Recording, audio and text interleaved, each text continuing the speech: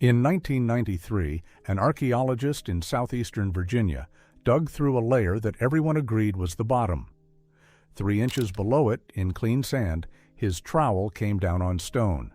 Blades, cores, struck quartzite with worked edges, sitting under a floor that was not supposed to have anything underneath it. 30 years later, nobody can tell you how old they are. Not because the site was never dated, it has been dated repeatedly, by different methods, by different laboratories. The published figures run from 15,000 years to 20,000, and the argument about which end is right has never closed. Those tools are real. Somebody made them. When is the part nobody can nail down?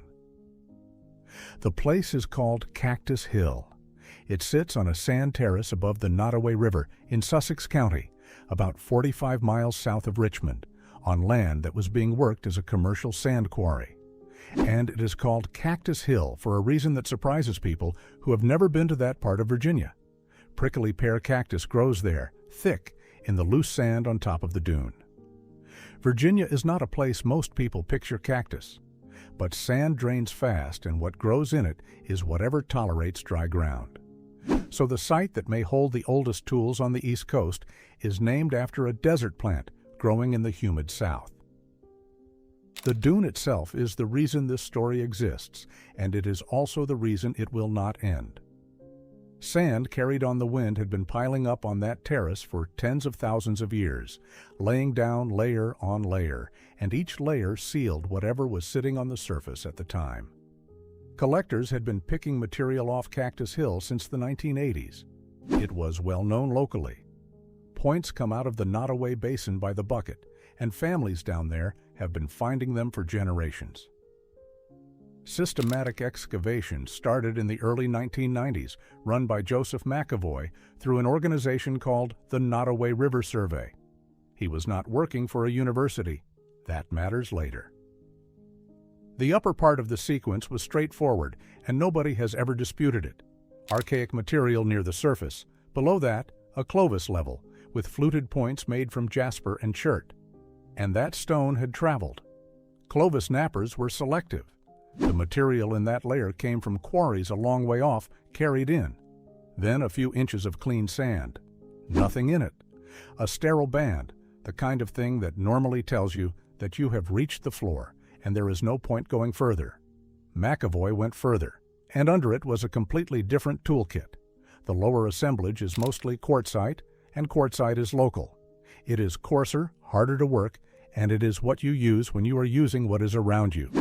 Blade tools, cores, small flakes, charcoal, burnt animal bone, and crucially, no fluted points, nothing that looks like Clovis at all. Then the dates came back, and this is where the trouble starts. The first radiocarbon results from that lower level were older than they should have been, not slightly. They came back at ages that did not fit the layers above them in any sensible way. And when a date comes back impossible, there are only 2 explanations. Either the timeline is wrong, or the sample is. In this case, the sample was.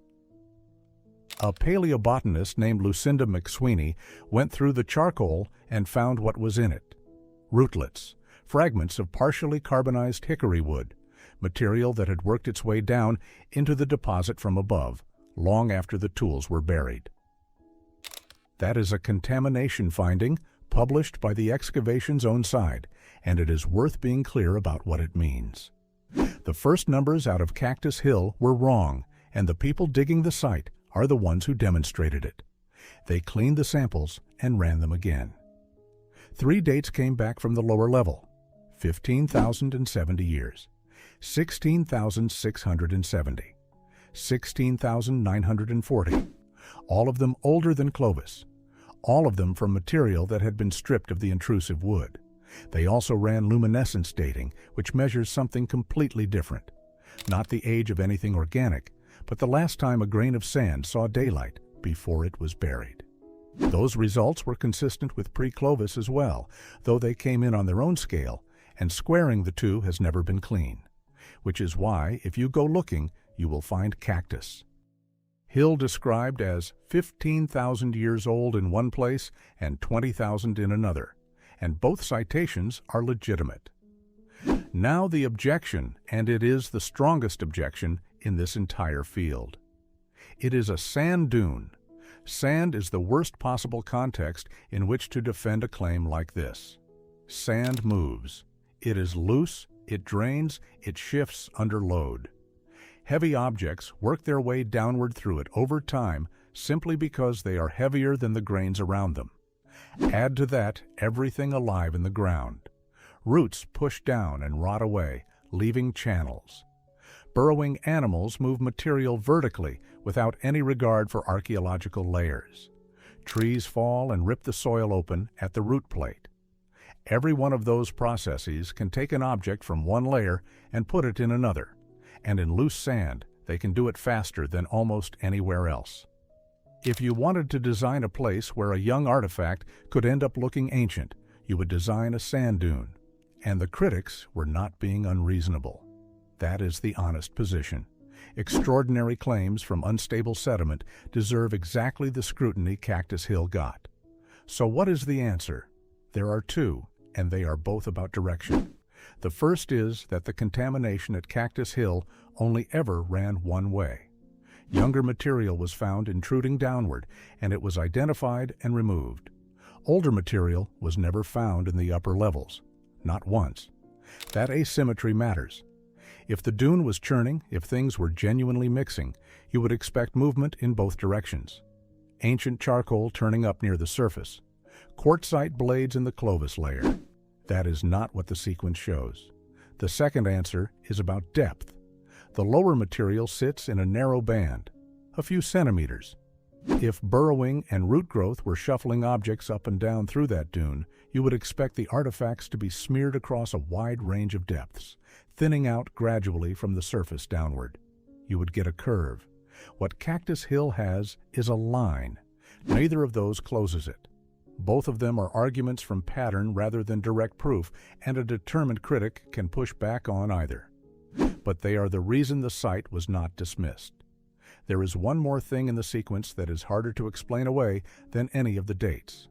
The two toolkits do not match. The Clovis layer is fluted points on imported jasper and chert. The lower layer is unfluted blades on local quartzite. Different technology, different stone, different way of moving through a landscape. If material had simply drifted downward through the sand, the tools at the bottom would look like the tools at the top. They do not look anything like them. Somebody was working that terrace with a completely different set of habits before the Clovis people arrived on it. Cactus Hill went onto the Virginia Landmarks Register in 2001. Robson Bonnickson, one of the field's more careful voices on early sites, said the evidence had to be taken seriously. McAvoy himself was blunter, saying it was not even a close call. And I want to come back to something I mentioned earlier because it is the part of this that stays with me. Joseph McAvoy was not a university archaeologist. He ran a survey organization on the Nottoway River in the region where he lived, working the ground in his own part of Virginia. The site that pushed the American timeline backwards was excavated by someone local on a sand quarry in a county most people watching this have never heard of. And the reason the numbers are still argued over is not that the work was sloppy. It is that sand does not preserve certainty. It preserves objects, and then it moves them, and then it makes you prove they did not move. So here is where it actually stands. There are stone tools underneath a Clovis floor in Sussex County, Virginia. They are made of different rock in a different style, using a different technique. The layer they sit in is thin and sharply defined.